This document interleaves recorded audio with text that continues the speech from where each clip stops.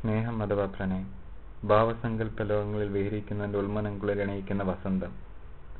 അത് ഭാവമാണ്, അത് സംവേദനമാണ്. ചേതന വിഹരിക്കുന്ന മേച്ചിൻപുറമാണ് പ്രണയം.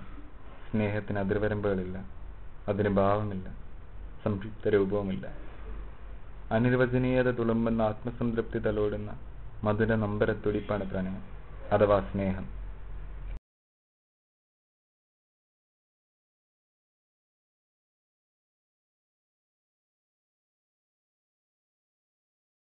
മാതാപിതാ ഗുരു ദൈവം.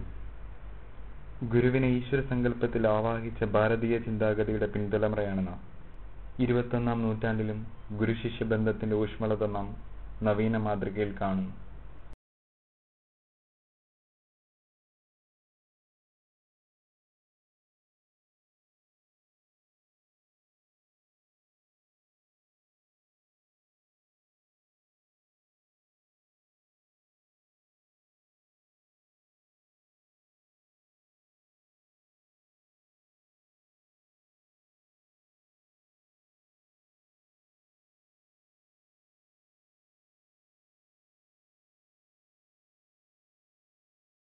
ഗുരുവിൽ നിന്നുള്ള ആർദ്രത, അദ്ദേഹത്തിന്റെ കരുതൽ ഇന്നിന്റെ ആവശ്യമാണ്.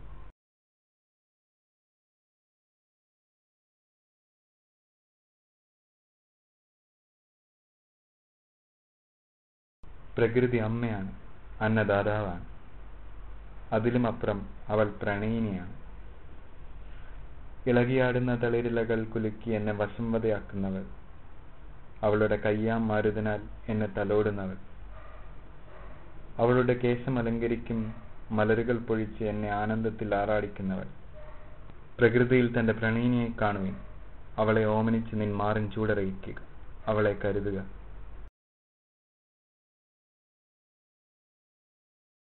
ബാല്യത്തിലെ കളിക്കൂട്ടുകാരൻ, സ്കൂൾ കോളേജ് കാലഘട്ടത്തിലെ മനസ്സാക്ഷി സൂക്ഷിപ്പുകാരൻ, ഇവരെയൊക്കെ മറക്കുക അസാധ്യം.